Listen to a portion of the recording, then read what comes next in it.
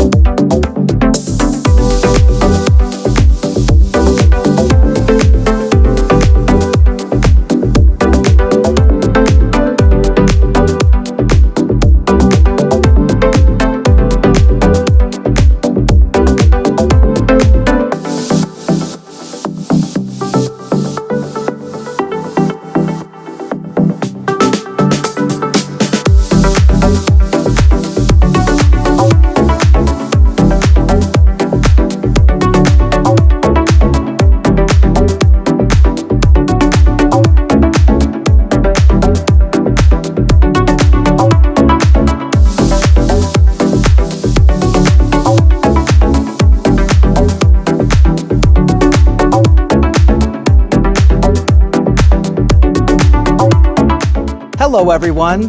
Thanks for joining us. The Economic Summit will begin in 10 minutes.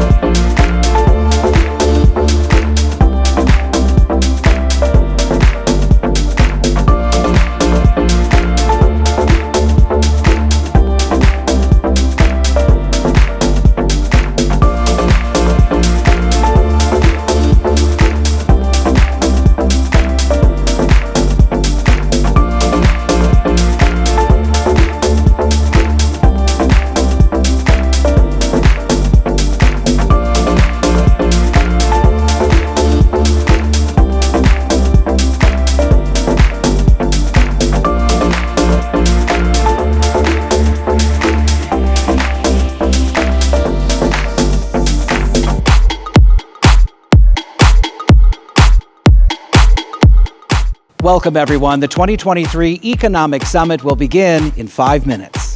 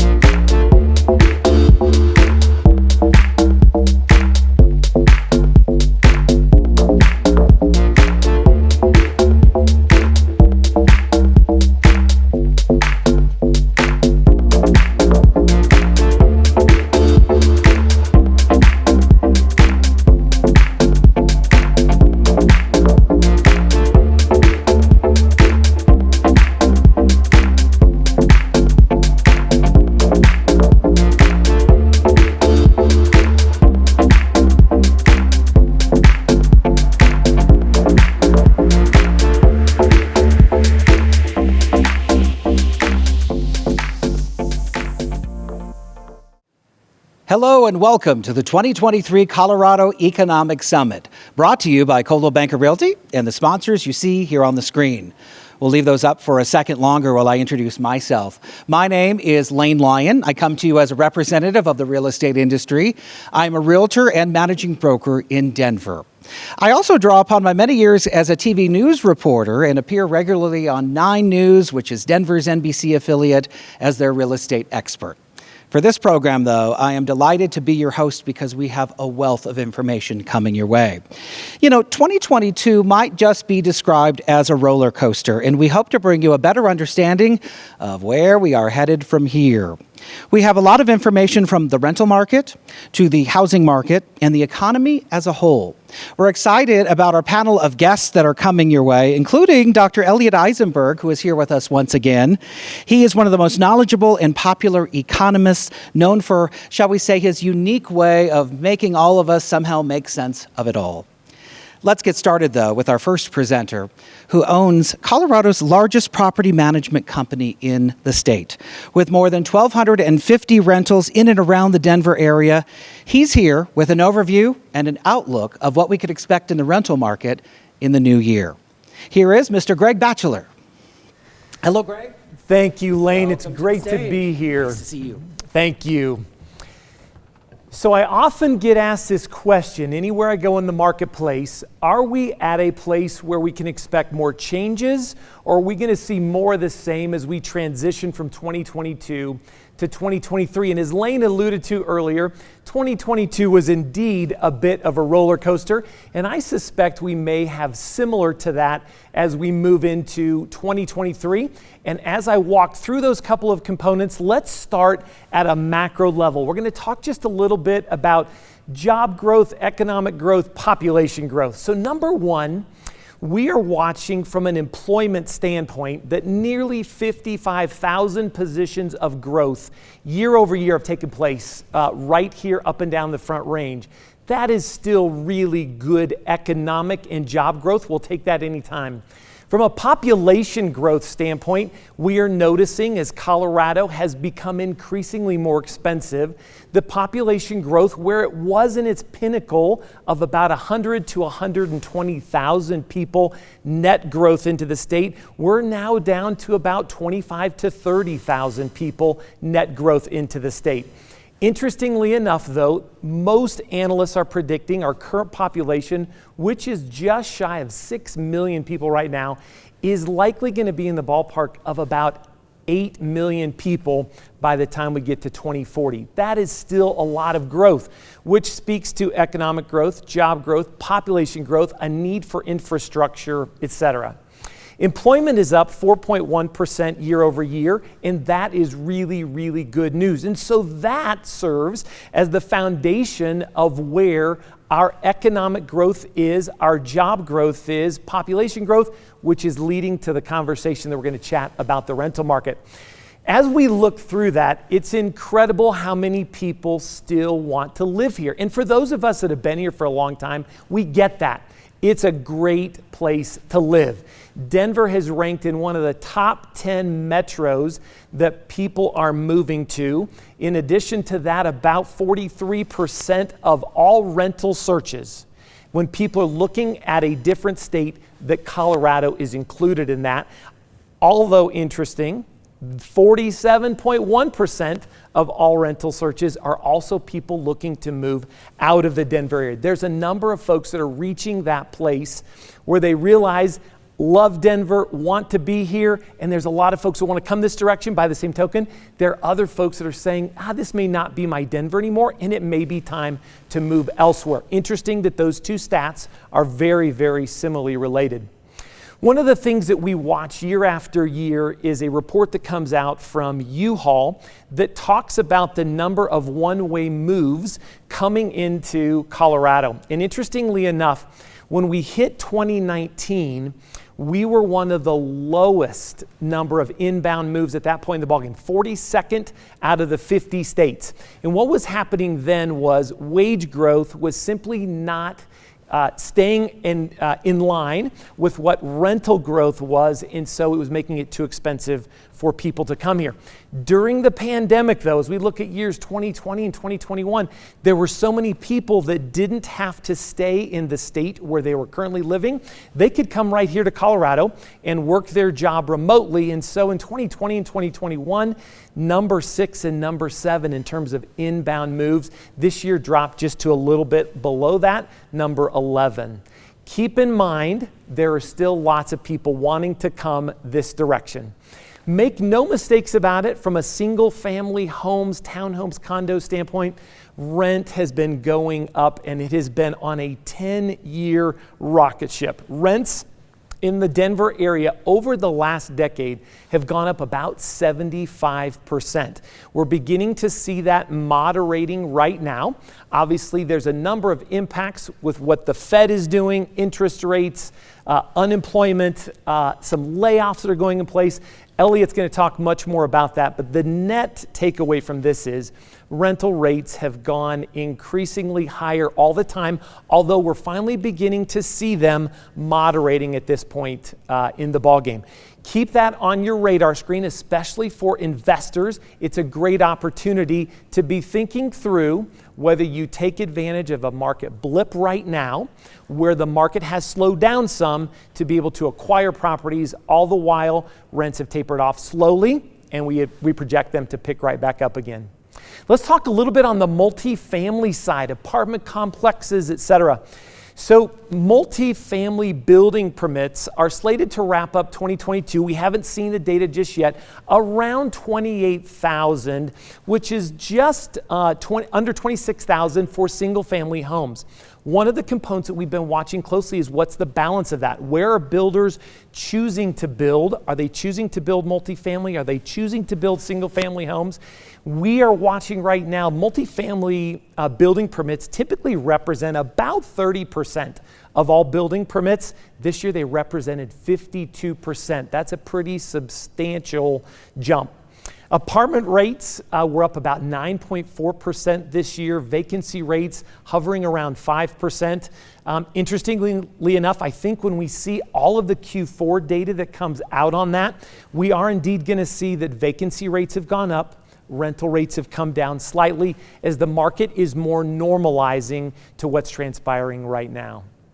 So let's ask this question. A lot of people ask us this: where in the world are all the condos? Condos have been such a great entry place for people to buy that first home, to move from the rental world into the buy-sell world. Condos have been a great avenue for that. What's transpired, though, over this past decade is there has been so much rental demand for the apartment complex that the same builders that would naturally build condos have been building more apartment complexes. Funding is easier on the apartment side. Insurance costs are higher to build condos. Construction defects has still been a challenge in some municipalities. And interestingly enough, the rental demand is just so high right now that is naturally where they gravitate. Interestingly enough, only 1 in 19 multifamily units are condos. So there is certainly a need for that. And I hope that at some point in the ballgame, some developers will begin to make some of a shift into that type of a model. Couple new trends that are gaining momentum that we'll walk through just briefly here. This is a trend that's taking place across America and is beginning to take place here in the Denver metropolitan area. Hotels are getting converted into apartments. So there is a longtime Radisson property at the intersection of 225 and Parker that has been a hotel for 30 plus years. Interestingly enough, a developer bought that, is now converting 440 hotel rooms into 331 apartment units, and that is underway right now. Interestingly enough, that's also taking place during this pandemic. There were a lot of companies that decided they were going to move out of their office space, didn't need as much office space, had workers working remotely. And so there's a lot of empty office buildings or floors that are empty in office buildings where developers, both from the private and the public sector, are beginning to make steps toward turning those into apartment and or condo units. Obviously, there is still a lot of this last dynamic, and I'll talk to it just briefly. There are developers that are building entire subdivisions that would have normally been a for sale product, except they're now designed for a for rent product. I talked about this briefly last year. It was a trend that was just coming to Colorado. It is now taking place in more quantity. We're now seeing places, Colorado Springs, Aurora, Brighton, Lochbuie, Thornton, you name it, a number of communities all up and down the Front Range where that is beginning to emerge. Permanent single-family homes designed to be rental properties. Couple of components that we'll speak to just from a local standpoint. So one of the components, as we have watched rental rates climb dramatically and then wage growth not keeping up as much, there has been the need from a lot of folks in the rental community that have needed rental assistance. And there was a program that was in place. Denver had a rental assistance program. It has now finally started to wind down. Federal monies have dried up on that. There was $130 million in aid that went to almost 14,000 different residents. Interestingly enough, the timing is a bit tough on that. So funding is dry. Although we're moving into some element of recession, Elliot's going to talk more to that. We're moving into some element of that where people are beginning to get laid off. Probably the needs in this are even increasing at this point in the ballgame. While that's happening, funding is tapering off. So it'll be interesting to see what municipalities such as Denver and other municipalities decide to do with that. Time will tell the story on that particular piece. There is still one measure that's in place, and that measure has not changed. We'll talk through that in a bit. Proposition 123, that was something that came, it was on our ballot, it was a ballot initiative. It was passed just this past November. It's ultimately going to allocate about $300 million annually to state affordable housing projects. And some of those are taking place and are underway. As a matter of fact, there's a Johnson & Wales campus, longtime college campus, that was 400 dorm rooms that the city and county of Denver is now going to turn into 154 affordable housing units. And the interesting piece is the need is substantially great. In the city of Denver, only 13% of all homes listed during 2022 were actually affordable to a household making medium income. And in Aurora, it was even worse, only 8%. One of the things that's component, we've been watching this for a number of years now, is how far will people drive to get a cheaper rent to still be able to get to work? That was an interesting dynamic when gas was in the 4s and even 5s per gallon. That became problematic because it was so expensive for people to drive to work. We were watching moves of people making rental decisions and housing decisions closer to where they worked. Interestingly enough, though, as we're now watching gas prices, which have come down substantially from its peak, people are beginning to look at places on the outskirts of the Front Range. When I talk about the outskirts of the Front Range, people are making decisions down in the Colorado Springs marketplace to move out to the Peyton, Falcon, Calhan areas. Here in the Denver area, they're moving east out to Strasburg and Bennett and Byers, up north in our northern Colorado marketplace. We're seeing people make decisions moving out to Evans and Alt and further out beyond Greeley, etc., and then driving further. Average commute times are still very reasonable relative to what we see across the country. In the Denver area, for instance, average commute times are about 25 minutes, which relatively speaking, that's pretty darn good when you start to compare to LA, Northern California, other major municipalities where people are spending 30 minutes to an hour and even more beyond that. In Northern Colorado, it's less than 20 minutes. In Colorado Springs, about 20 minutes as well. So one of the things that we like to take a peek at every single year is how high are these apartment rents going, which is incredible. And interestingly enough, the same two places topped the list last year. Union Denver at 1770 Chester Place. You can rent the penthouse today for a mere $17,934 a month. Or if you want to step that back just a little bit, you can move to the Pullman at 1959 Wowetta Street, where their penthouse is renting for a mere $12,475 a month. Make no mistakes about it, the rental market is in a period of shift and adjustment right now. It is all normalizing.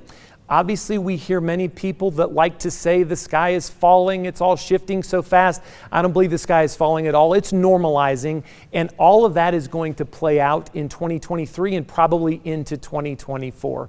It's been great to be with you all today. Thanks again for your time. I'll turn it back to Lane. Greg, thank you so much. Thank you, Lane. Those are some fancy places, by the way. Fancy My places. goodness. Yes, I like it. Appreciate your insight on the rental market. We're going to turn now to the residential real estate market. After a year that saw unprecedented buyer demand give way to interest rates more than doubling, many people are focusing on what we can expect this year. And with a closer look at that, we're joined by someone who readily admits that she eats, sleeps, and breathes data just to help that kind of perspective, and we're grateful she does. She's a realtor and vice chair of the Market Trends Committee for the Denver Metro Association of Realtors, and we're glad she's with us today. Please welcome Amanda Snitker.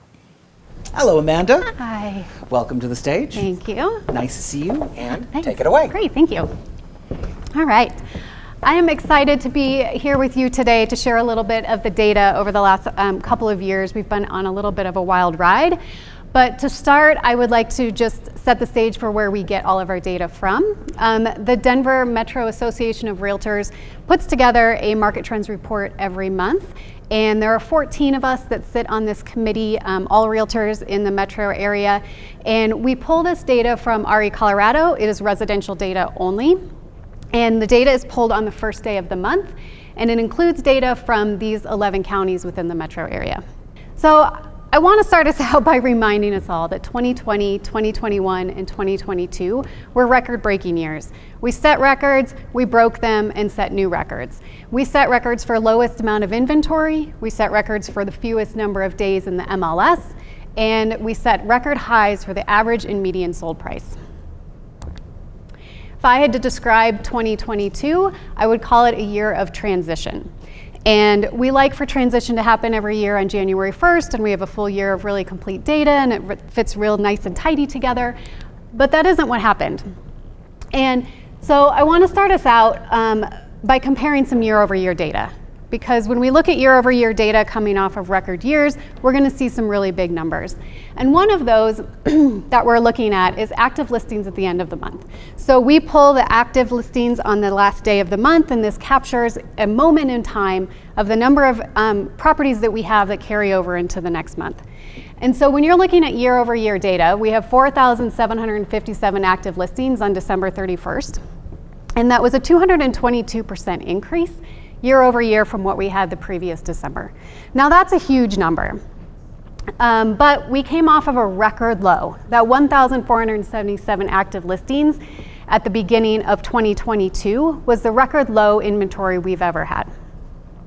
The other number I want to point out here is the median days in the MLS. So this is the number of days a property is in the MLS, active on the market prior to going under contract and selling. And December of 2022, we were at 30 days median days in the MLS. And when you compare that year over year to December 2021, that's a 500% increase. However, 5 days in the MLS is not very many days. And I don't think a lot of people were having a very good time when there were 5 days for you to decide to purchase a property or not. So 30 days is much more in line with what we have for our long-term Denver metro area market. Pricing. So this is where we start to see that transition within the year. The first part of the year, we had low interest rates, we had really high buyer demand, we had interest rate increases on the horizon. There was lots of talk about those increases. We had very low inventory. So all of that combined, we saw a very intense first part of 2022.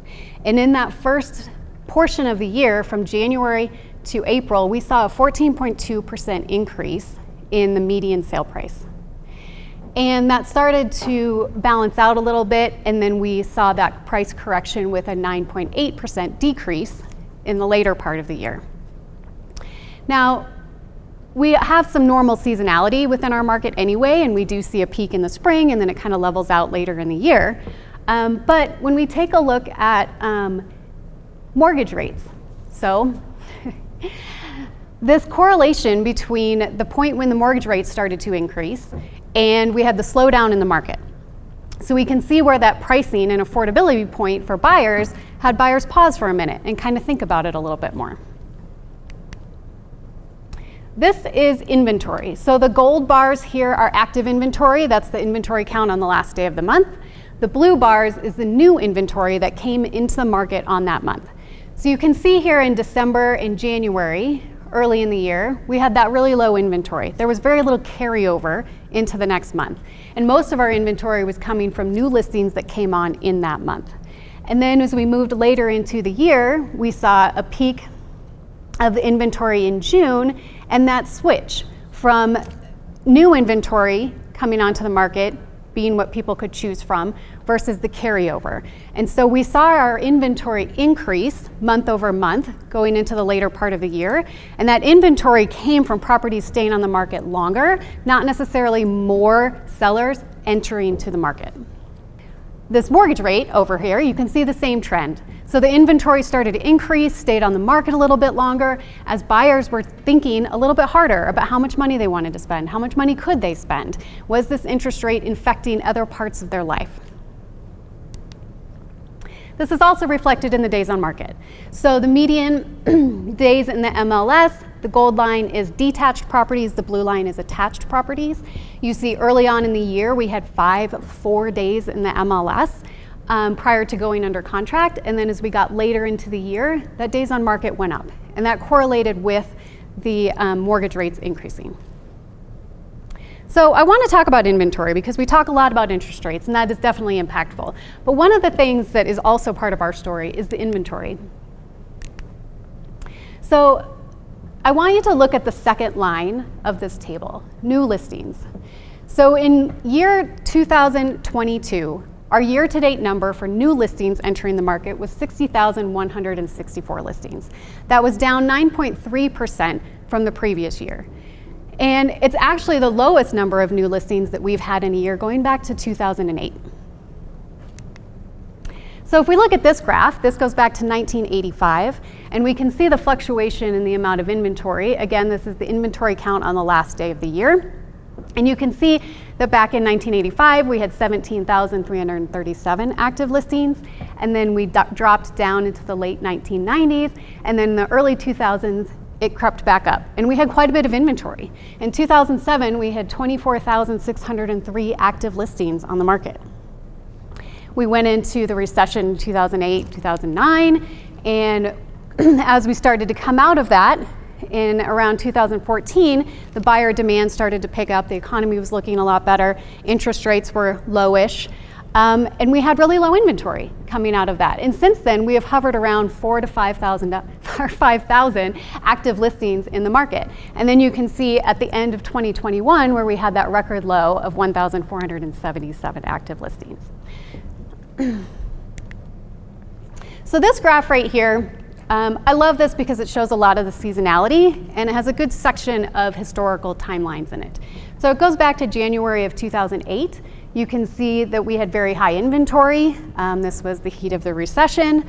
We had a lot of foreclosures during this period of time. You can see how, that gold line again is that active listing on the last day of the month, and the blue line below is the number of sold properties in that given month. So you can see how we have the seasonality going through each year. You can see again in that 2014, 2015, that buyer demand started to pick up, and the inventory and sold properties closed that gap, and they were almost right on top of each other going through those spring buying months. And then in 2019, we got to see a little bit of an increase in the inventory that we had. And then we went into 2020, 2021, and the first part of 2022. And you can see it broke our graph. And it did that because this gold line is the count of the active inventory on the last day of the month. And the blue line is the sold in that month. Well, we had properties that were on the market for 4 or 5 days, so they never got counted as a property on the last day of the month because they didn't last that long. So this inversion was just created by the intense buyer demand. And you can see now that we have enough data and have kind of moved past that period of time, our graph has flipped back and it looks more traditional to the seasonality that we have. And we talk about how, yes, we had 220% increase in the amount of inventory year over year, but you can see that the amount of inventory we have right now is pretty common with what we had in previous years prior to the pandemic buying section. And we're starting about the same amount that we had in January of 2020. So our inventory, where's it going to come from? Well, 40% of homes in the country are owned free and clear. So those people are less impacted by changes in the economy. So they may not be incentivized to sell their property. Of the homes with mortgages, 85% of them have an interest rate lower than 6%. So if interest rates stay high, those homeowners are not really incentivized to sell their home. Maybe they have a 3% interest rate, 2% interest rate, turn around and buy a more expensive home at 6%. Builders have slowed construction for new homes. We had the rapid rising interest rates caused them to pull back a little bit, the supply chain problems, and affordability challenges. So it's going to be tough for us to get inventory from these areas. So if you are a homeowner and we have inventory problems and we are looking at a market where it's pretty balanced, you are looking at changes in pricing and you're thinking, how am I going to sell this home? Well, you need to understand the market has changed from the peak. It is still a really good market, but it's not the peak. And so we have to put a little bit more effort into it. You have to be a little bit more patient. Your home maybe isn't going to sell in 5 days. It might take 30 days. You're going to have to prepare that home a little bit better. You're going to spend the time to make sure it's really clean and have all of those little projects cleaned up and stage your home and price it properly. There's going to be a lot of shifting, I think, in the first part of this year as far as what pricing is going to look like and what kind of data we're going to be able to use, because maybe last spring is not directly reflective of what we're going to have this spring. So if you're in a buyer's position, you do have more inventory to choose from than you did a year ago. It's not a lot, but it's better than it was. And properties are taking a little bit longer to sell, which allows you a little bit more opportunity to negotiate on pricing, interest rate buy downs, and inspection items. And we're seeing price stabilization. And so all of those things are a really great opportunity for buyers in this market. I think for 2023, we will see a very delicate balance between buyers and sellers, and that balance will come in the form of interest rate changes and inventory changes. If interest rates do come down, I think the inventory that we have will get gobbled up very quickly. I think the buyer demand is out there. People are just sitting on the sidelines kind of waiting to see how things are going to shake out. So the first half of 2023, we will see this more balanced market between sellers and buyers than we have seen in a really long time.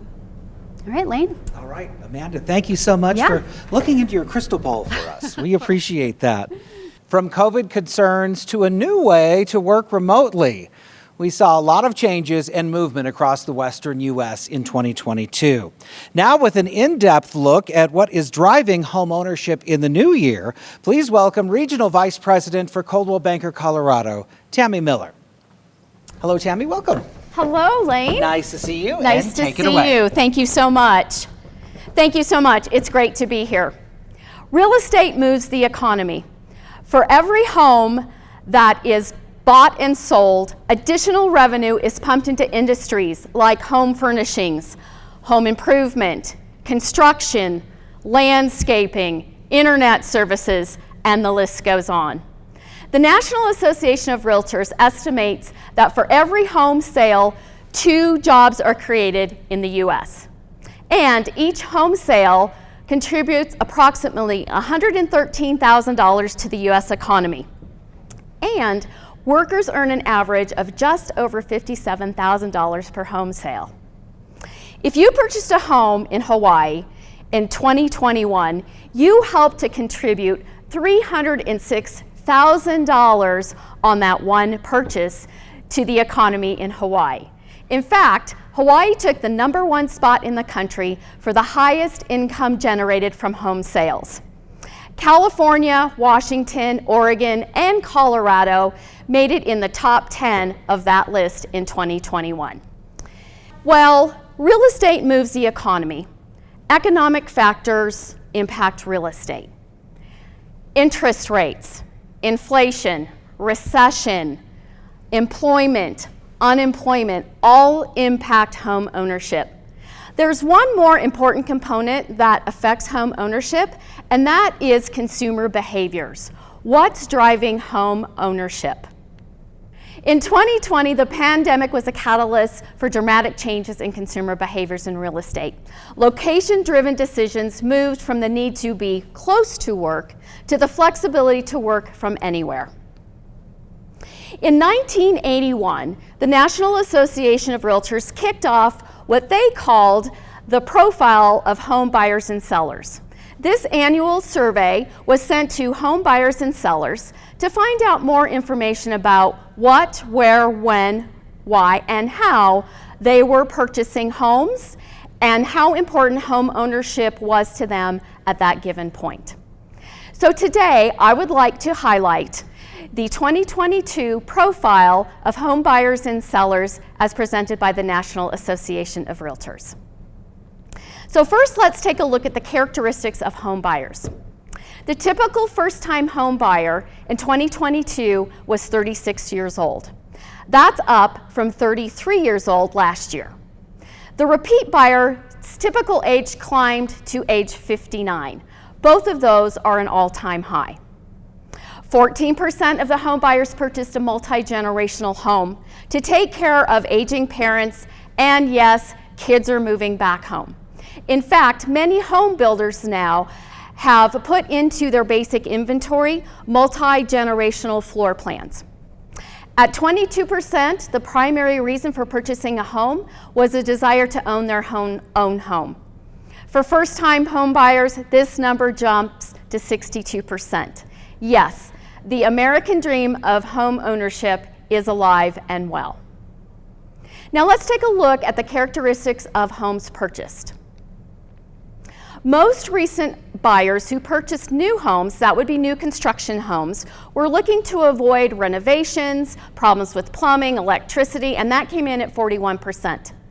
Buyers who purchased previously owned homes were most often considering that purchase as a better price compared to new construction, and that came in at 31%. Detached single-family homes continue to be the most common home type for recent buyers at 79%, followed by mobile or manufactured homes at 8%. The median distance between a home that the recent buyer purchased compared to where they were moving from has dramatically increased to 50 miles. Let me say that again. The home that the buyer lived in prior to their new purchase, the distance between those two homes on average now is 50 miles. This is a significant increase, and the distance between 2018 and 2021 was a median of 15 miles. So again, the ability to work from home, remote learning, moving farther out is creating this median distance difference. Let's take a look at the characteristics of homes purchased. The buyers typically purchase their homes for 100% of the asking price. 28% bought for over asking price. Overall, buyers expected to live in their homes for a median of 15 years. 28% said they were never moving. The home search process. Buyers typically search for 10 weeks. In 2021, they were only searching for 8 weeks before they found their home. Again, inventory is increasing a little bit, giving those buyers the opportunity to take a little bit longer to search for their properties. Customer satisfaction. 91% of recent buyers were at least somewhat satisfied with their recent home buying purchase. I did hear another interesting stat. In about 60% of the buyers who bought a home during the pandemic don't really care for their home today. The typical home seller was age 60, up from 56 in 2021. Commonly cited reasons for selling: closer to friends and family came in at 21%, retirement at 11%, and the neighborhood becoming less desirable was also at 11%. Sellers typically lived in their home for 10 years before selling. This is an increase from 8 years in last year's report, but it reverts back to the same tenure seen in 2019 and 2020. For recent homes sold, the final sales price was a median of 100% of the final list price, the highest records since 2002. All right, so clearly, homeownership is still very important. Buyers and sellers still see it as important, the thing to do. And although behaviors have changed, I believe that real estate is really on a great track, and home ownership will always continue to be important. So now let's take a fun trip down the luxury home lane for 2022. The luxury market remains strong in 2022, and I'd like to highlight the top 5 highest selling homes in the United States in 2022. Coming in at number 5, New York City at $101 million. Seller was none other than Paul Allen from Microsoft. Coming in at the number 4 spot, 3031 and 31115 Burkell Avenue in Coconut Grove, Florida, sold for a record $106.9 million. Coming in at the number 3 spot, we're back to Los Angeles at $119 million. The buyer and seller was undisclosed at that property in Holmby Hills. And coming in at number 2, we're back at Bel Air in Los Angeles, $141 million. The buyer and seller is undisclosed, but I can tell you that this home has 21 bedrooms and 49 bathrooms. It was also dubbed as the one. Honestly, I don't know what one does with 49 bathrooms. And coming in at the number 1 spot in the United States for the highest selling home, 2000 South Ocean Boulevard in Malapan, Florida, closed at $173 million. I believe this property is on the end of that island. It's gorgeous, it's beautiful, and who wouldn't want to live there? I want to thank you so much for taking the time with us today. If you have any questions about your city, your town, the neighborhood that you live in, and what's happening in real estate, please reach out to your Coldwell Banker Realty professional for more information. Thanks again. Okay, Tammy, I think we need to get an invite to one of those houses. Absolutely. I'm ready. I'm ready. Okay, thank you, Lane. Tammy, I appreciate that. For many, our economic summit would not be complete without the perspective from our next guest. He is an internationally acclaimed economist and public speaker specializing in making economics fun, relevant, and educational. He earned a BA in economics with first-class honors from McGill University in Montreal, as well as a master's and Ph.D. in public administration from Syracuse. And if his hugely popular brief blog is not in your email every day, there are plenty of people who say it ought to be. I'm so pleased to introduce to you Dr. Elliot Eisenberg.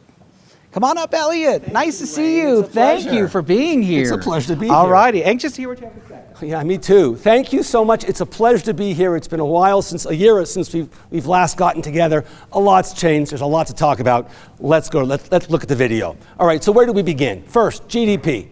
The first half of the year had crummy GDP. We had negative GDP growth in Q1, negative in Q2. People thought we were in a recession. We weren't. Labor market was strong. Wage growth was good. Consumer spending was strong. It was just a bunch of weird one-offs with inventory, government spending, exports that drove that story. Conversely, in Q3, we had great GDP growth, 3.2%. And in Q4, we don't know what it's going to turn out to be, but somewhere around 2-3%, solidly strong.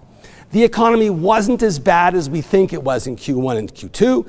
Similarly, the second half of the year, I don't think it's as strong as it was either. The economy is slowly, very slowly weakening. And it's being propped up by consumer spending, which has remained incredibly strong. I'm afraid it will end slowly. So I see the first term in GDP, C, household consumption, slowly coming down in 23 as we run out of money, essentially. The second term is corporate investment in plant and equipment. And it is also starting to weaken. It's been okay, it hasn't been great, but it's going to weaken. Interest rates are higher, the fear of recession is palpable. People are saying this isn't really an auspicious time to invest more in plant and equipment when we don't know what's coming down the road, and it's at best not great news. The third term is government spending. It's come way down. It's come way down. The budget deficit shrank from $3 trillion the last couple of years in 2020 and 2021 to $1 trillion in 2022 because COVID's largely over and all the money that came from the government, from Congress, from the presidency to help us overcome COVID is gone. That's great news. It's good news COVID's over. The problem is now we also have very tight fiscal monetary policy. So we have tightening monetary policy while at the same time having tight fiscal policy, pushing our economy even weaker. The last term is exports minus imports. They've gotten a little bit better of late, but they're not all that meaningful in the long run. They bounce around, but I'm not going to focus on them. Let's begin and look at the data. So this is consumer spending. It's unbelievably good. If you look at this graph, you can see the divot here of COVID, obviously. But look, take a finger, hide that divot. There are 2 fingers. You'd never know it was there. It went straight through because of all the stimulus, because of the low interest rates, because of the everything rally. Home prices went up, bond prices, stock prices. We had tons of money coming to us from capital gains and from the government keeping spending up. But as we discussed earlier, the government money's going to stop. As you've heard earlier, home prices, they're not going to be ripping through 23 like they were in late 2021 and early 22 because interest rates are higher. So that's stopping. So there's some flies in the ointment here. And you can see one of them right here. This is household wealth. And you can see it skyrocketed here. This is before COVID began. It was about almost 120. It falls to 110 or so, 113, just as COVID starts the first month before President Trump starts signing bills and Congress starts sending us out money and so on. But it goes from 110 trillion up to about 150 trillion, an increase of $40 trillion in 7 quarters. No wonder we could buy everything we wanted. We had tons of money, both in capital gains money and in increases in income, for savings, and so on. But now, it's coming to an end. You can see here in Q1, we lost 150 billion. In Q2, we lost 6.2 trillion. And in Q3, we lost another 50 billion or so. So we're $6.5 trillion down from where we were. We're still way up, but that's saying, hey, I'm not so sure I want to spend as much money as I did before. So people are going to start to pull back. That's number one. Number two, look at savings rates. They're friggin' almost non-existent. The last time they were this low was in 2005. And in 2005, what was going on was a credit bubble. If you were alive, you got a loan. I had a dog, the dog got credit card offers. My daughter, who was 9, was getting credit card offers. This is a different situation. What's going on here is people are saying, wow, inflation's eroding my real income. I'm going to have to dip into money I would have saved otherwise to pay regular expenses. And that's why savings rates are down at 2.3, 2.4%. This can't get a lot lower. So we're using our savings. You know, here, this is credit card use. This is student loans and auto loans, so forget about that. But look at credit cards. Here, in the housing boom, it peaks, and it takes the better part of a decade to get credit card spending back up, balances back up to where they were. But here, whoa, that was really fast, and it's going up quickly. As a percent of GDP, it's not so high. This is still affordable, don't get me wrong, but the interest rates on that balance is going up, and the trajectory is not great. It's as if households are using their balance sheets to continue to spend. That's not a recipe for success. We need to see incomes rising fast and inflation and good job growth, neither of which I suspect are in the cards based on what the Fed's going to do and how robust inflation has been, right? And here you see real incomes. They're down 3% or 4% or whatever this percentage is. It's pretty high. So regular households, the average, they're struggling. That's why they're dipping into savings, not saving so much. And the coup de grace on this one, look at this. Look at the blue area. So it peaks out up here at 2.2, 2.3 trillion bucks, whatever it is.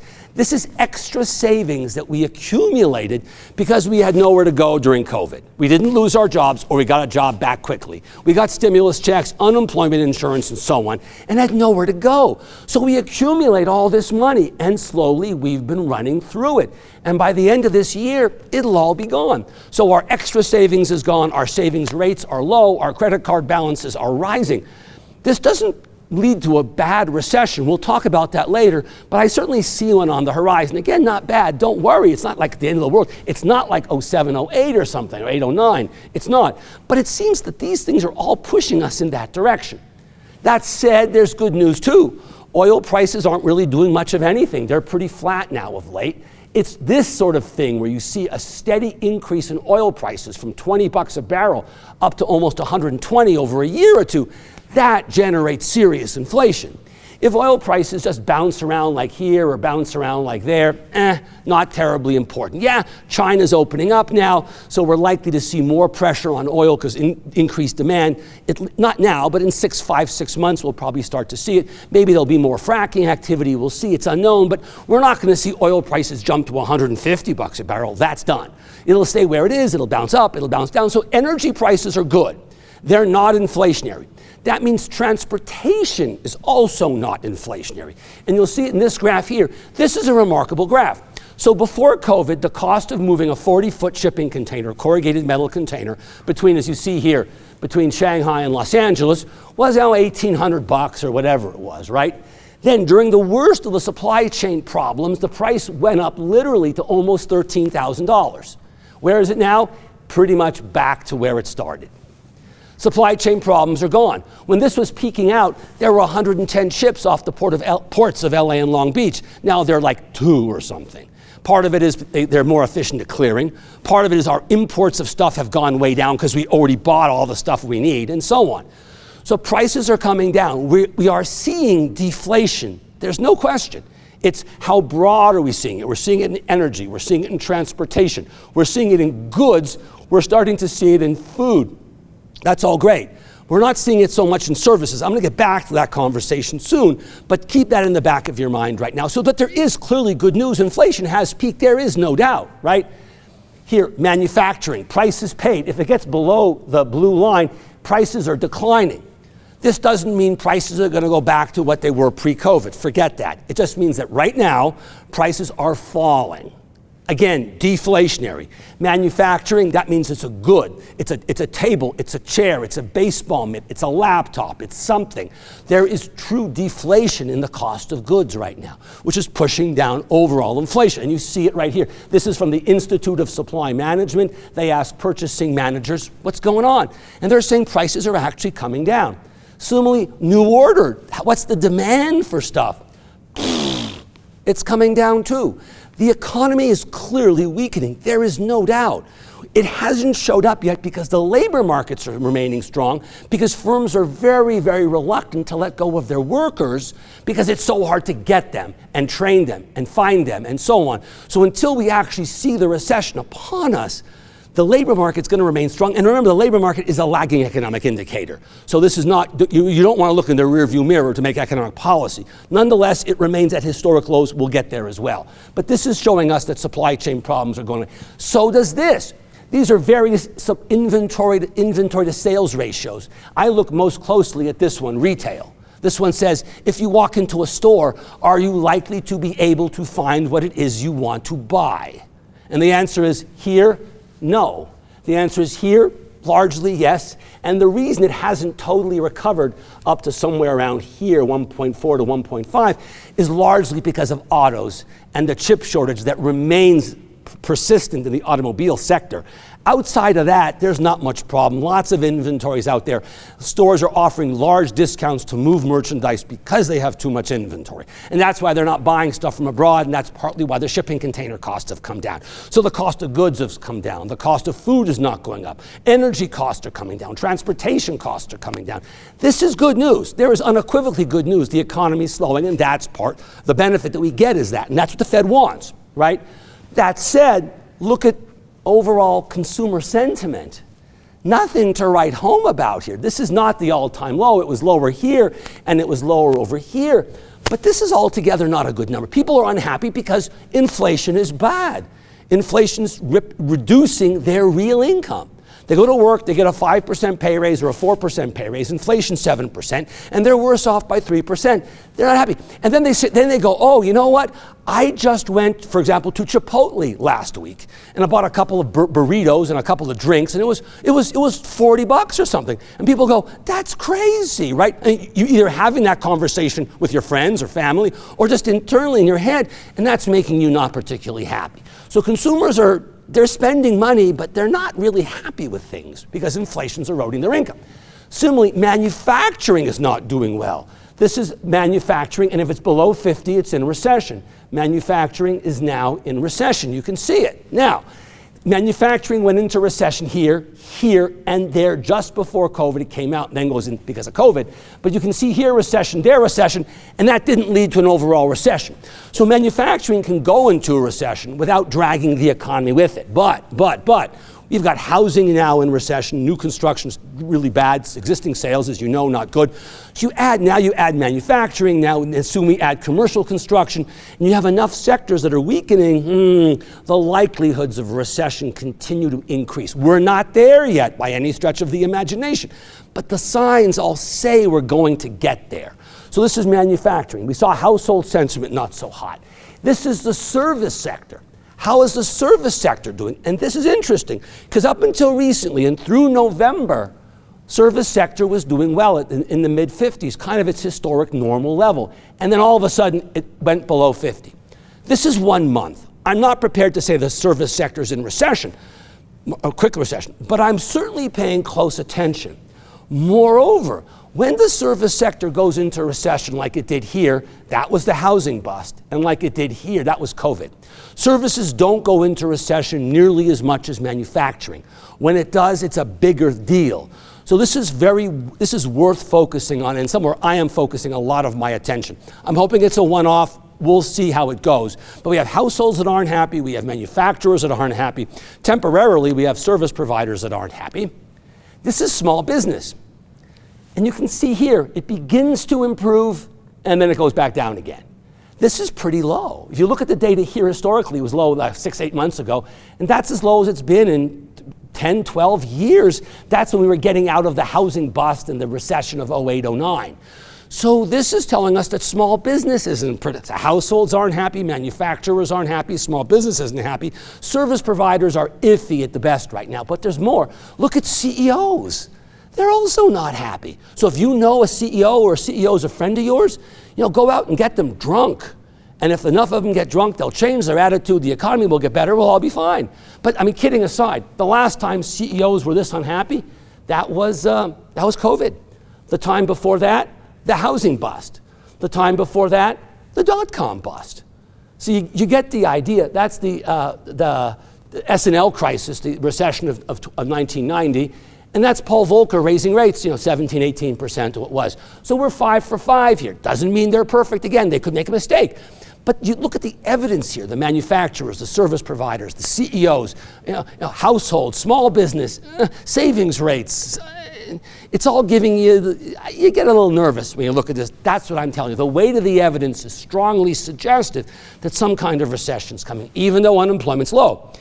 If you look at the second term in GDP, capital expenditures, here's a good measure of it. Real in blue, nominal in black, forget the nominal. Look at the real. The real recovers quickly from COVID and then kind of conks out and now is declining.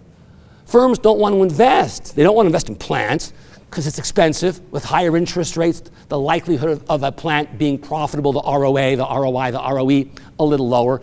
The uncertainty of a recession coming discourages investment. Banks aren't so eager to lend, so the combination is they're laying off. They're leaning away from investing in this stuff. They're still investing in equipment, but not so much in plants. They're also investing in intellectual property even more. That's where they're investing. Less so in equipment, much less so in plants. So CapEx isn't going to help us. Investment, second term in GDP is not helping. And here, CapEx for small business, not so hot either. So the first term is very strong. Consumer spending, 69, 70% of GDP. It's terrific. But it's going to weaken for all the data reasons I said with income. The second term is starting to weaken already, right? And this is the third term, government spending. And there's weird bad luck here, purely bad luck. If we look back here, this is the dot-com bust. At the dot-com bust, President Bush, the second Bush, 43, gave us stimulus checks and they boosted the economy, and there was a mild hangover when it ended. This is the housing bust, and President Obama stimulates the economy, and then there's a mild hangover when it ends.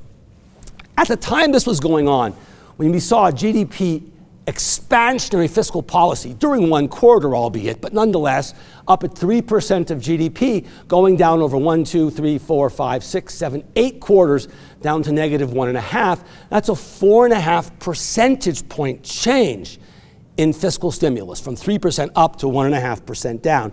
I was at the time a little nervous that maybe that would tip us into recession conceivably. It didn't, we were fine.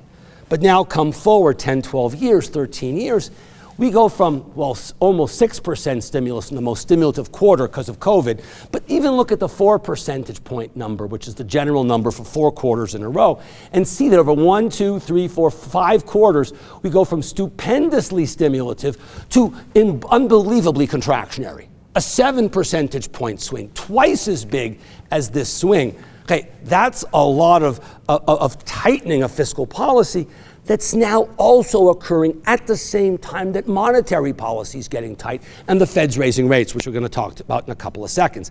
That's just bad luck. This is good news. COVID's over. We don't need the money. But now we also have tight monetary, tight fiscal. That's, again, more likely, their collective forces are more likely to drive the economy into a recession. Now, here's interest rate hikes. The Fed raises rates. Every time the Fed raises rates, this number goes up. Almost every time this number has gone up, it's been followed in short order by a gray bar. Those gray bars are recessionary bars. The only 3 times since 1955 that we haven't had a recession bar, is here in 64 where it's purple, 84 where it's purple, and 94 where it's purple. What's going on? What's going on, I think, is luck. In 1964, the Vietnam War was ramping up. So a small increase in interest rates could be compensated for by very expansionary fiscal policy because of the Vietnam War. In 1984, what went on here was oil prices came way down. So we had essentially a tax cut accidentally, courtesy of OPEC. So we had tight monetary policy, but essentially a tax cut in the form of lower energy prices, which compensated out and prevented a recession. And then in 1994, which we'll get back to with housing, because housing took a real hit here, but there was no overall recession. I think that one's attributable to the internet sort of ramping up. Internet comes in 90, 91, Netscape, and so on. So internet's there, increases labor productivity, reduces costs. It's a good thing for the economy, and that's why we avoid a recession here. But generally speaking, of the last 13 times a central bank has raised rates, 10 times we had a recession. Would you like to go to a doctor and have them tell you the last 13 times they did this surgery, 10 times the patient died on the table? That's really not pretty good odds, right? You say, I don't want to go to surgery. So this is the likelihood, again, high of having a recession because the central bank is raising rates. The other reason I'm nervous, the reason I'm nervous is the inversion of the yield curve. Don't look at the curve yet, we're going to get there, but look at my arm. This is the yield curve. Normally, the yield curve is upward sloping. And what it tells you is the longer you borrow for, the more number of years you borrow for. Think of a home mortgage. A 30-year mortgage is now, I'm making up a number, 6.3. A 20-year mortgage is 5.8. And a 5-1 ARM is maybe 5% or 5.25. I'm making it up, but you get the idea. The longer you want to borrow for, the more you pay. So this is years, 1, 2, 3, 5, 10, 20, 30. Interest rates, 1, 2, 3, 4, 5, 6%. The longer you borrow, the more you pay. But occasionally the yield curve inverts. It goes down. Now short-term money is more expensive than long-term money. So the 2-year treasury, 4.3%. A 10-year treasury, 3.5. That's ridiculous. Short-term money is more expensive. Every time you have the inversion from the positively sloped yield curve to the negatively sloped yield curve, in this graph, the blue squiggle goes above the red bar. And every time the blue squiggle goes above the red bar, what do you get? With the exception of 66, when the Vietnam War was ramping up, you get a recession, yield curve inversions, 2 recessions, Paul Volcker, here, recession. It's friggin' 7 for 7 or 8 for 8 or whatever the numbers are here, right? CEOs aren't happy, the yield curves. This is telling you monetary policy is tight and it's probably gonna drive you into recession. It hasn't yet. The labor market has remained unbelievably and incredibly strong. But the background pressures building here are strong. It's like a boiling pot. The top is still on it, but at some point the top's going to lift. It's not going to lift all that high, but it will lift up. That's my basic baseline scenario is here. Now, some people say, well, this is the 1-year Treasury minus the 10-year Treasury, okay? Maybe it's the wrong one. Maybe it's the 2-year Treasury versus 10-year. Powell, the head of the Fed, says no, he uses the 3-month, 18-month number. So who knows what's the right number? This graph here tells you, look, it doesn't matter. 81% of all the possible Treasury pairs, so 1 month, 1 year, 1 month, 2 year, 1 month, 5 year, 1 month, 10 year, and so on for 2 years, and all the other notes, all of them, 81% are inverted. This is a small sample, it's true, but the last time we had an inversion, the last time you could get it up was 41 or 42% and not have a recession. Here you have a recession, here, here, and here. It's 4 for 4. Okay, it's a short sample size, I get it. But nonetheless, it too is indicative. So you've got all this data saying we're likely to have a recession. There's no guarantees, and a few investment banks are saying no. Maybe we don't. I think the key here is if a good economy is, say, a 10, and a rotten economy is a 1, if we end up having a recession, it's, say, a 4. Not really bad, because household balance sheets are pretty good going in, corporate balance sheets are not bad, the labor market's strong, it can weaken, it'll still be okay-ish. 4.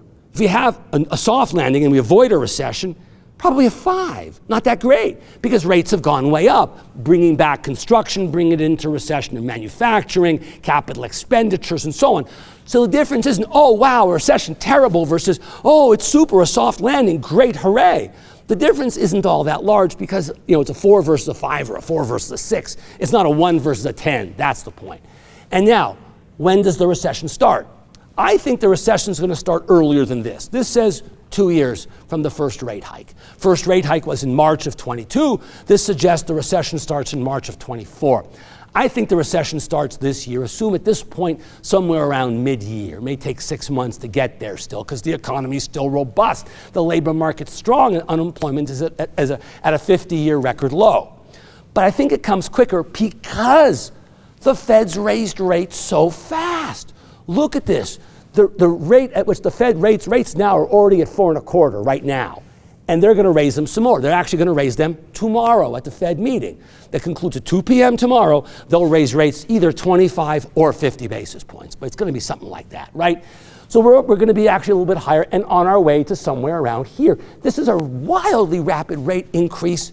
As a result, the recession will come earlier. Next question. How long will the recession last? I don't think it lasts all that long. If you look at this graph, this shows you all the recessions we've had since 1858. So before the Civil War. And this is the most important. This is the Great Depression. Since the Great Depression, recessions haven't lasted that long. There have been only 3 that have really lasted long. The Arab oil embargo, we're not having that. Paul Volcker raising rates after 15 years of very lax monetary policy and bad monetary policy. We don't have that. The Fed's a little behind the 8 ball here, but nothing like 15 years. They're 8 months or 9 months behind the 8 ball. And then here, this was the housing bust when real asset prices had to decline. Well, yeah, house prices may decline a little more, maybe 5, 6, 7% more nationally, but we're not talking 30% or 28 like it was last time. So I think this is a normal 10 or 11 month recession, maybe 12, and then we're done. So it's not that deep, it's not that long, it's a garden variety recession. Think back to 1990 or 2000 to give you a framework. Don't think of 2007, the housing bust, or 2020, the COVID craziness. That was just a few months, but really bad. Now, let's look at labor markets. Labor markets are really nuts. There's good news to report, and there's bad news to report. On the good news side, here's the good news. Total employment today is 1.2 million more than it was pre-COVID. That's great. However, had there been no COVID, over the last almost 3 years, we'd have created close to 4 million jobs. So we're something roughly about 2.5 to 3 million jobs below where we would have been had there been no COVID and had we stayed on the same trajectory. So it's good news. We're making up time, making up space here, but we're still well behind where we were. Because we don't have a lot of workers, look at the unemployment rate. We're still 3 million workers or close to 3 million workers short of where we were before COVID began. Yet the unemployment rate now is exactly the same as it was before COVID started. 3.5% there, 3.5% here, and this is the lowest unemployment rate since all the way back in the late 60s with the Vietnam War. So we're at a 55-year low or 53-year low, whatever it is, in unemployment. And the reason it's so low is because we're missing these millions of workers. Why? What happened? Well, the answer is this. The labor force participation rate collapsed during COVID the first couple months, no surprise. Then it bounces back, great news. It stumbles for a while. Then it ratchets up again, now it stumbles again. The problem is, over the last couple years, what's gone on is now more difficult demographics are here now because boomers are getting older and older. Now, this is not new, I understand that, but now this process is pretty much irreversible. If you look at the trends now, it's very unlikely we have another spurt. Possible, but the boomers now are 3 or 4 years older than they were. So now the chance of them at 67 or 68 waking up and saying, oh, I'm going to go work is pretty unlikely. So now we're stuck with a lower growth environment. This is not so great. It is what it is. Immigration would solve the problem here. There are other things we could do too, like have more children. But you get the idea. This is not an immediate, immigration is an immediate solution. We're short workers. We're so short workers that to be unemployed now you enjoy an embarrassment of riches. At the worst of the housing boom here, there were 6.5 unemployed workers per available job opening. Literally, 13 million unemployed Americans divided by 2 million jobs. It gets better. 6, 5, 4, 3, 2, 1. At 1, right here, there's 1 job per person. Below here, there's actually more jobs available than there are people that are unemployed. So here at the trough, there were 1.2 jobs per person. Think of 5 people, 6 jobs. Then COVID comes, gets rid of all that. Unemployment quickly jumps up. It's 5 people per job. There were literally 22 million Americans and something like 4 million jobs available, ballpark. No jobs, a lot of unemployed, no jobs. And then it gets better, 4, 3, 2, 1, okay. Then we're back to where we were pre-COVID. And now we reach uncharted territories, places where no man or woman has gone before, to use Captain James T. Kirk of the Enterprise. It gets down to there. At this point here, there are 2 jobs per person. 5 million unemployed Americans, 10 million open jobs. The jobs are in different cities, different skills, I get it, but this is a measure of labor tightness that is profound. Right now it's up from 2, it's now, as you see up there, 1.75, but that's still crazy high. Powell can say I've made some improvements, but barely any. We need to get this number way up if we're going to get wage inflation down, which is the crux of the problem in services inflation, where the problem remains. Not goods, not energy, not transportation. It's in services being driven primarily by higher wages because the labor market's so tight. And the labor market's also tight because we don't have enough immigration going on. President Trump changed immigration policy, making it more difficult to immigrate, and President Biden decided to continue that policy. So now we have a stupid immigration policy that's utterly and completely bipartisan. Hooray, right? These doofuses in D.C., that's it, doofuses in D.C. They don't do anything useful. That's not quite true. They have gotten a lot done in the last Congress. Hopefully this Congress will again get stuff done, but certainly not in the immigration sphere. Now, because of this tight labor market and so many 2 jobs per person, what happens when the labor market's tight? People go, take this job and shove it. They listen to Johnny Paycheck every morning. They walk into the office. Lane is their boss, and they go, you know what, Lane? I'm out of here. You're not nice to me. I'm done. Amanda, you're not a nice boss to work for. I'm quitting. Because there are 2 jobs for them to find. So look at the quit rates. This is the boom of 2000, the dot-com boom, but that's the bust here. At the boom, 2.4% of the labor force quit their job every month. The next boom occurred in the housing boom. 2.2% of the labor force quit their job every month. Then we zoom forward to pre-COVID, so late 19, very early 20, 2.4% quit their job. 2.2, 2.4, 2.2, 2.4. These are tight labor markets where unemployment's low, workers feel confident, there's lots of jobs out there, and they can easily go from job A to job B. But look at the quit rates that we've experienced of late since COVID. they collapse. Okay, I get that because everyone's afraid of losing their job. But then 2.4, 2.6, 2.8, 3%. 3%? If I didn't know what the unemployment rate was and all I saw was that graph, I'd say the unemployment rate's below 3%. Not that that number 3% is correlated with 3%, it just happens to be. But I would think with a quit rate that's that high, I would say for sure unemployment's well below 3.5 because unemployment was 3.5% here and quit rates were 2.4. So I would think unemployment rates are even lower. It's even more favorable. And this is because of the workers that dropped out. Immigration is not good. People got COVID. People died. People have long COVID. People retired. People can't send their kids to day school because there's no daycare workers. Schools don't have full complements of teachers, so some schools are still online. You get the idea. And you lose people. They retire, and so you lose 500,000 here, 100,000 there, 50,000 there, 1 million there. It adds up. This is driving wages up. If you can get a job so easily, and there's 2 jobs per person, and quit rates, moreover, have went up from 2.6 to 2.7 in the most recent data for November, I'm sorry. The data's a month old, so we won't have that for quite a while. But this is telling us that we've got a very, very tight labor market, and it manifests itself here in wages. If you quit your job, you're going to get a nice pay raise here of roughly 8 percentage points. Not shabby. Inflation right now is 7.1 or 7, whatever it is, right? And if we look here, if you stay in your job, you get a pay raise of 5.5. It pays to quit. Moreover, if you quit, you actually get a real increase in wages every year because the 8% exceeds inflation. This number is below inflation, so you're losing money if you stay on your job.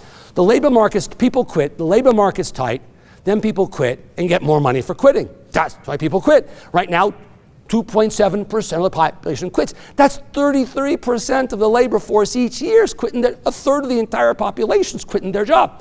What is that leading to? It's leading to changes in hourly earnings that are too high.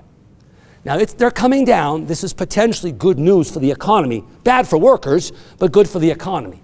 You can see here, prior to COVID, wage growth was roughly 3% for the couple of years before COVID. A little below, a little above, ballpark 3%. And that was commensurate with 2% inflation. Now we've got wage growth at well over 4.5, ballpark 5% for the last while. Well above the inflation levels. You got to get it down to get overall inflation down. There's labor productivity, which helps, all right? But this is still too high, even though this isn't keeping up with inflation. So workers are losing money, and we have inflation, a particularly bad thing. We'd like to see inflation come down faster than wages. Now we're seeing it the other way around, so workers are losing money. That's making them unhappy and hurting potential spending down the road, but I digress. But this is still too high. The way to get this down is to raise unemployment. That's why we're likely to have a recession. If we don't, we'll still have an increase in unemployment, just not enough to drive GDP negative. So that's why we'll have a 5 if we avoid the recession, and 4 if we get the recession. The differences aren't all that big here, right? Now let's talk about, what's the Fed going to do in inflation? We know we have wage inflation. That's the biggest problem that we've got right now. So look at the data. This is obviously clear. We have inflation. Things have changed. Shrinkflation. You buy a box of Fruit Loops, the box is the same size, the contents is only 14 ounces, not 16. I think that this is something the CFPB should focus on, but I digress again. Now, overall inflation is an interesting story. It's a tale of 2 inflations, to rip off Charles Dickens. If you look at headline inflation in blue, it's clearly coming down. Great news. That's being driven by food and energy. Very important, big, good news. But if you look at core inflation, excluding food and energy, it's not coming down. That's a problem. But it gets a little worse than that. I'm going to take away the red line, which is core inflation, which excludes food and energy.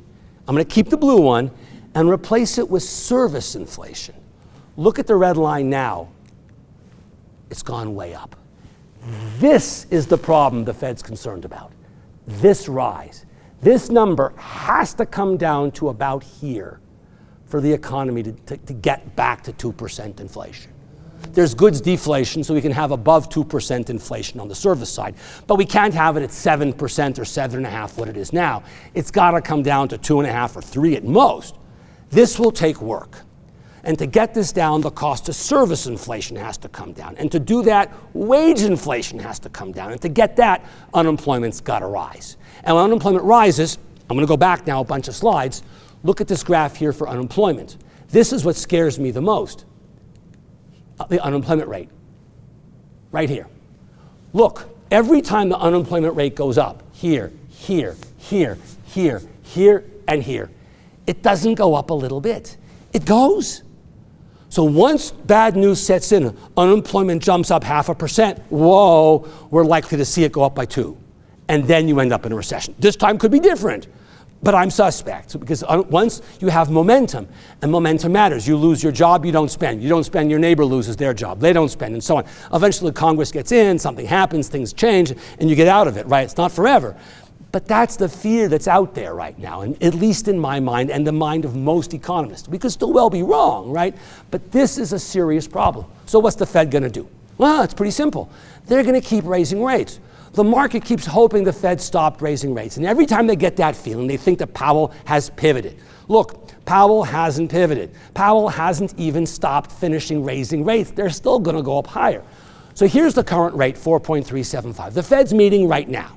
And tomorrow at 2 o'clock, the Fed's going to tell us, ta-da, they've raised rates.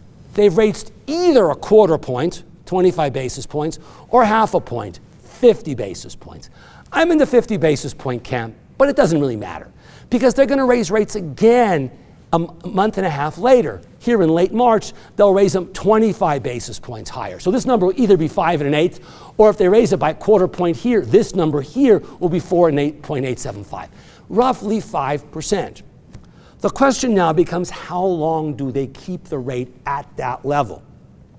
It isn't just getting the rate up there. The longer it stays at that level, the more destructive it is, because firms pull back, households pull back, interest rates on credit cards are higher, on car loans are higher, our home loans are higher, and so on. So there's a deterioration effect that occurs just by keeping it at that elevated rate. At some point they lower it. I think they lower it before the year ends, but we'll see. This remains to be seen. The critical thing to follow is inflation, how fast it falls, and at least as important, how low it gets. If it doesn't fall enough, the Fed will be reluctant to lower rates or will lower them very reluctantly and slowly rather than quickly. This is an unknown. I could give you stories either way that could justify what happens, but in my gut and in my heart and in my data, I simply don't know. I'm watching it, I'll keep you informed. And one of the stressor points is this: rents. They've gone way up. They're quite expensive. This is going to change because month over month in rent increases are actually declining for the last several months. You look at 4 or 5 different providers of month over month rental prices. They are falling like home prices. Not a lot, but a little. This will work its way into this data in 4 or 5 months, and rents are a big chunk of CPI. They're like 30% of CPI, 40% of core if you exclude food and energy. So this is a big deal. Inflation will be coming down. It's coming down already. It will come down more. The question is how fast and how much. That's what's going to determine the Fed's behavior and how long they keep rates up, when they start cutting, and so on. Now, let's talk about housing. This is critically important, obviously. So the nuts and bolts of the story are as follows. We didn't build enough houses for 10, 12 years. We were vastly underbuilt. As a result of being underbuilt, there weren't enough houses for sale. As a result of that, what happened? No inventory. Inventory slowly reduced. It went from 4 million units at the very peak, NAR data last day of the month. Tammy may have mentioned some of this data before. Amanda may have mentioned some of this data earlier, Greg, whatever. But you see here 4 million. Okay, it's 1 month, I get it. I'm not trying to deceive you. You see the real data here. And at its trough here in February, March of 2022, it was 850,000. Call it 800,000 for convenience. That's a decline from the super peak to the super trough of 80%. Call it 75 to account for the 1 month, and it was a little higher than 800,000. If any industry's in and inventory falls by 75%, what's going to happen to home prices? Of course, they're going to go up. And then you had COVID. And COVID hit right here in early 2020, right about there. So inventory at the time COVID comes was already ridiculously low at somewhere around 1.5 million units. And then it falls by 50% in 2 years. from early 20 to early 22, it goes from roughly 1.5, 1.4 to 800,000. And prices go crazy because of stimulus, the everything rally, bond prices, stock prices, working from home, people moved all over the place, right? Whoa, the Denver data was clearly reflective of Californians moving here, people who suddenly able to move back to Denver or to Denver because they always wanted to. So inventory gets ridiculously tiny, interest rates are low, and there's $40 extra trillion of money available in wealth, and there's easy borrowing money, driving prices crazy high. So you have a very fascinating graph. This is the most important graph I'm going to show you. Pay attention very closely. On the right-hand side here is months of inventory, 14 months, 12 months, 10 months. Inventory, in my mind, was always the gold standard. If it's low, prices are up. If it's high, prices go down. And that's what this shows. This upward sloping line shows that as inventory goes down from 12 to 6 to 2, prices go up from negative 1.5% a month to 0 to 2% a month, 24% a year. Normally, we live here with somewhere around 5 months of inventory, and therefore price appreciation is about 6% a year. You with me? But now what happens? Look at these triangles, these black triangles. They're off the ranch. They're not anywhere near this upward sloping line. They're way off. What's happened? Has inventory gone up much? No. Here it was, 2.8 months or 2.9, whatever. Here it's 3.2 months. So take all these black triangles and move to the left and find the inventory number. There's been very little movement in the inventory from here to there. But what happened to price? Way down. We've had declining prices here in July, August, September, and October, despite very low inventories, because the market's changed. Sellers don't want to sell, as people who've spoken earlier, again, Tammy has talked about it, and Greg and Amanda have said people are locked into their homes. They got a low mortgage at 3% or 3.5%. They're not going to go and get a house with a 6.5% mortgage. But most sellers are also subsequent buyers. So they're not selling, they're not putting their house on the market, listings are very low, demand is very low. So even with no supply, prices are declining. So you have to look at inventory, but it's a very different inventory story than it was. Just like the labor market's different because of decline in the labor force participation rate, the housing market's different because inventory is telling us something very different than it was, because there aren't a lot of sellers on one hand, and there aren't any first-time buyers because rates are high and home prices are expensive. So the first-time buyers aren't there, and the move-up buyers aren't there. You're still going to have people who move because of job, who get married, who get divorced, who have octuplets, right? And all these other reasons. But you're not going to have just the people say, oh, I'd like to get a bigger house because I feel like it or whatever it is. They're going to shy away. This is how hot our housing market was just in March of this year. February and March March was the hottest housing market like in the history of housing markets. Home prices appreciated 2% that month. And the month before, 1.9. So in those 2 months, you had 4% home price appreciation in 2 months. Think of it. A $500,000 house went to $520,000 between January and March. The month of February and March, $20,000 increase on a $500,000 house. And now, whoa, 4 months in a row of declining home prices. The first time since 2012, 10 years. We went from red hot to stone cold in 6 months. Even though inventory didn't really change because rates went up, locking homeowners into their mortgage and preventing first-time buyers from buying a house. And that's what's resulted. And this is because the cost of a mortgage now is very high compared to your income. And that's saying, I'm not going to buy. I can't really rent either in many cases, but I can't buy either. And therefore, as a result, home sales, seasonally adjusted here by month, have dropped like a rock. All we're getting now is people who have to buy a house, not folks who generally want to buy a house. They will as rates come down. And rates will come down either the end of this year or early next, maybe earlier if there's a recession. And importantly, just as housing is the first sector to get hurt when rates go up, housing is the first sector to benefit when rates come down.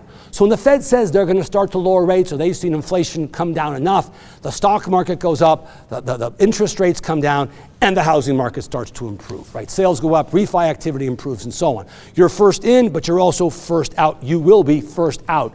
But this hurts. And there may be a little bit more to go. Not a lot, I don't think. I think we're really close. You look historically here, the housing bust of 94, when the Fed raised rates a lot, it went to 3.5 million briefly. Here, the worst of the housing bust, again, 3.3 million. And these were not long-term things, and it won't be long again here because the Fed's going to lower rates and this number is going to go up. So you've got to get through the next 9, 12 months, and then things get better again. We're underbuilt, demographics are favorable, and we're not going to have 08, 09. I'll show you why in a couple of slides. Oops, I missed them. Here's mortgage purchase activity. This is mortgage purchase application. So before you buy the house, you got to get qualified for a mortgage. Here, going to a mortgage lender and saying, hey, this is a precursor. This is several months in advance. This is before the pending sale. You do this. You can see how low it is. In March of this year, in January, the blue line was the highest. By the end of the year, the dead lowest number.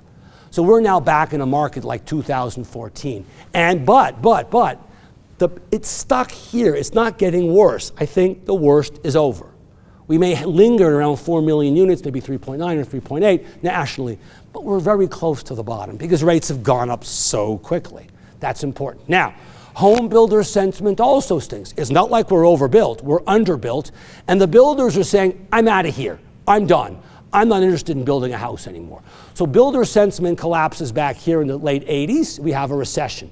Here's the 94 time period, when nationally we didn't have a recession, but housing certainly took it on the chin. Here's the dot-com bust, sentiment falls, recession. The housing bust, sentiment falls, recession. COVID, sentiment collapses briefly, a recession. And now we have another equally large decline in sentiment. When home builder sentiment gets really high, here, there, something tends to give. Because that tells you the economy is overheated and the Fed starts to raise rates. The Fed has raised rates took them a lot longer to raise rates here because they thought the inflation wasn't going to persist, and it seems to have persisted longer than they thought. But this is, again, a harbinger like the high quit rates we have now. This is another indication that our economy is overheated and we're likely to get a recession going forward. This is single-fam starts. They've come down very rapidly from already a relatively low base.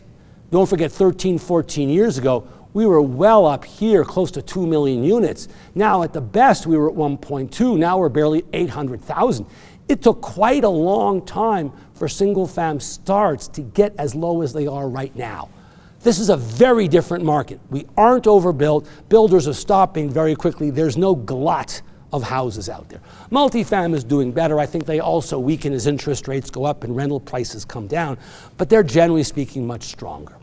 Now, what's also making this housing market a little worse and harder is inventories of builders. This includes built homes, homes being built, and land that's been permitted but not started. And there's too much. Inventories are quite large at 8.6 months. You can see it up there. Builders want to get rid of the homes that they finished, the homes that they're finishing, and the land that they haven't even begun building on, because every month it's worth a little bit less. So there's a little bit extra supply coming on the market now because of this. And at the same time, you have investors going, I don't want to buy, because home prices are declining slightly. And as they say on Wall Street, no one wants to catch a falling knife. Buying en masse build homes for investment purposes when they're falling down in price, even a little bit, 1 or 2%, the investors go, no thank you, I'm out. So they're out. So the builders are putting a little extra homes on the market, more homes in the market. The investors are pulling back and saying, I don't want to buy as many homes as I did. That's pushing up supply, pushing down demand, and hurting overall prices. So this is not that surprising. It's very temporary because we're still underbuilt. Demographics are favorable. Home equity is very high, and so on. We'll get to some more data points on that soon, right? Here, demographics. The number of people, 34, where my cursor is, right there, where my finger is, right there. That's 34. That's the single biggest year of home buying. This group here is about to enter there, not enough homes. So this is a good sector to be in. There'll be huge demand, just not for the next 6 or 9 months until rates start to come down. But demographics 13 years ago was dreadful. Here it's stupendous, very different. The cost of building a home is way up. Since COVID began, the cost of inputs, not labor, but everything else, up 39, 40%, the cumulative, all this, right? It's coming down, but it's still up 39%. So builders aren't building entry-level homes for sure. So there aren't enough homes. So the demand from those 33 and 34-year-olds will come back. It will be strong. There aren't enough homes, unlike 13, 14 years ago when we were vastly overbuilt and there was a credit bubble. Now there's no bubble. Look at the new home price. The median new home price, 50th percentile. It's almost $500,000. The median new home. It's very expensive. We aren't building enough homes. This is a critical long-term problem from our economy, but it's going to protect us from some sort of calamity that might possibly happen, and that happened in 07. And remember, inventory is small because sellers aren't selling. So we're not going to have a glut of inventory, a glut of overbuilding, a glut of credit. No. And there's no one to build homes. Unemployment in the construction sector, this includes commercial and public and so on, is ridiculously low. So even if builders wanted to build homes, they can't.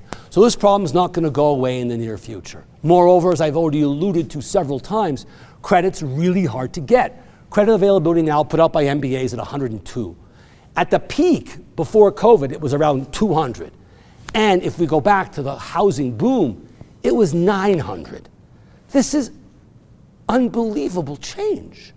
This is not a credit-induced housing strength that we had in the last while. It was work from home, low interest rates, a totally understandable phenomenon. It was not something from Mars coming down and driving our housing market. There's no oversupply of housing and a glut and this. No, this is just a normal rise in interest rates hurting the housing market like it did in '94, and where housing was a collateral damage. This is not a housing recession. This is housing as collateral damage. Very different. And last but not least, what do you do if you want to get a house and you can't afford it? Tammy comes and she says to me, Elliot, I want to get a house. I don't have the money. I said, Tammy, just get a double wide. But look at the price of a double wide. It's over $160,000 for a double wide. You don't own the land and you have no water and sewer or well and septic. If you add those things, it's going to cost easily $200,000. This is the least expensive solution to housing, to owning your own house. This is telling you that we've got a problem on our hands. We're underbuilt dramatically by millions of units. That's why we may have a problem in 2023, but come 24 and so on, things return. Rates come down, household formation improves, demand for housing goes up, demographics is favorable, not many people have lost their job, home equity is very large, unlike in 2007-8 when you could get a 110% mortgage, now you're getting a 90% mortgage. It's a very different story. The buyers have skin in the game. Let's wrap it up here quickly and show what's going on.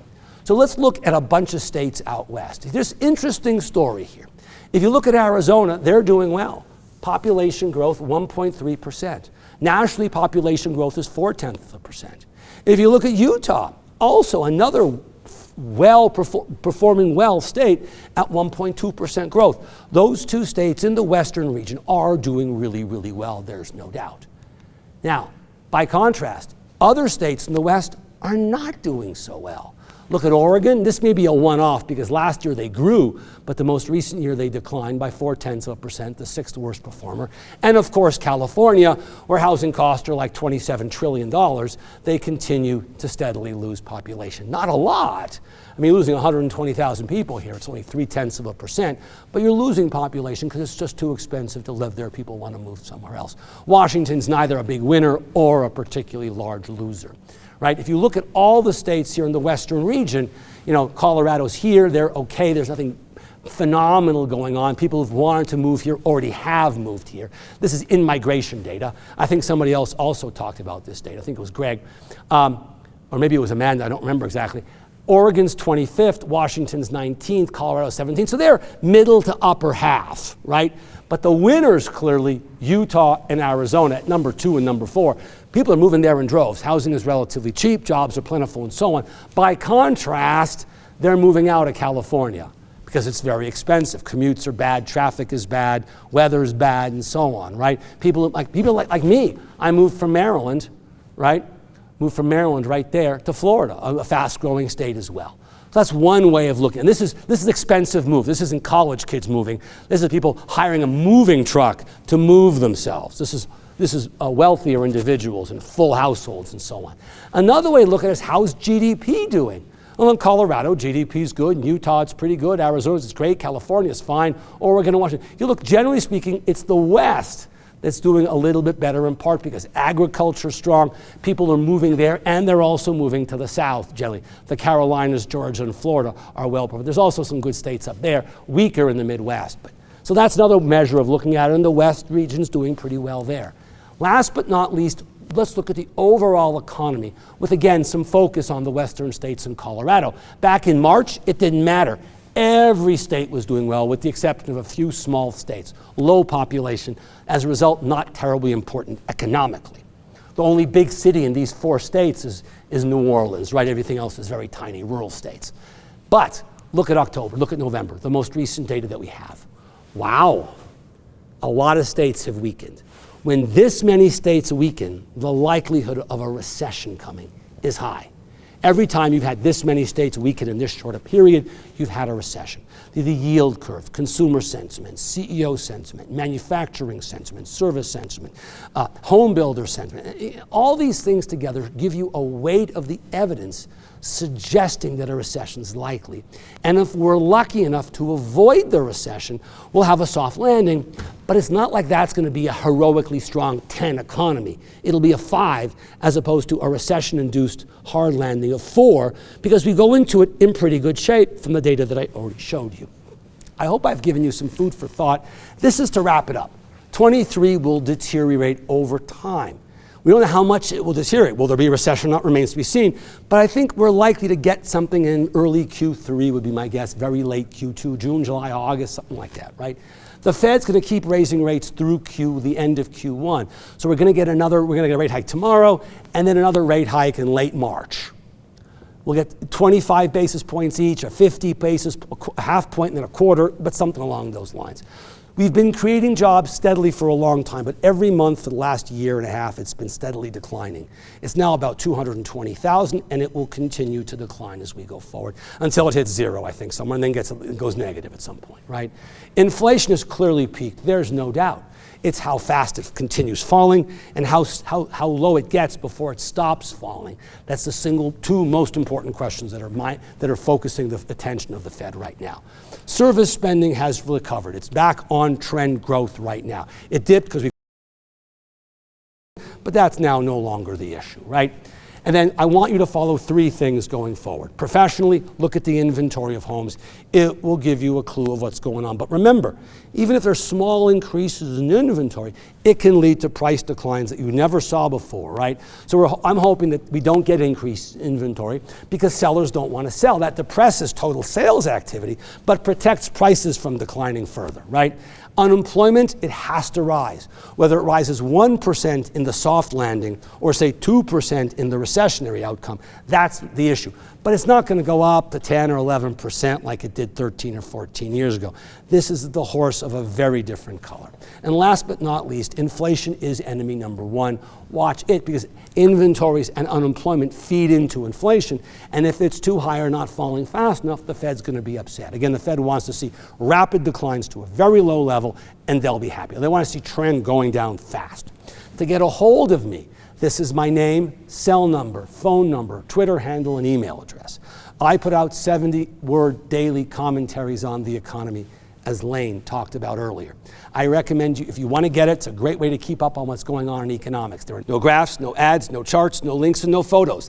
The easiest way to get it is to text the word, you got it, bow tie, one word, bow tie, to the 5-digit number 66866, again, 66866.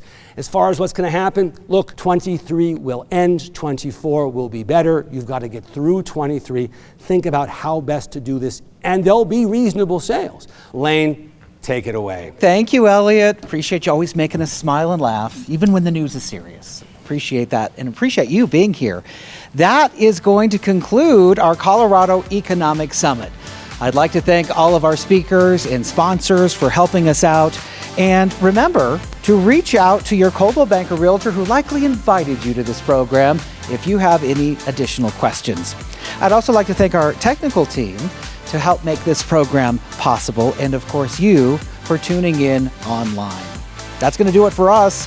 From the History Colorado Museum in the heart of downtown Denver, I'm Lane Lyon. Thanks for watching.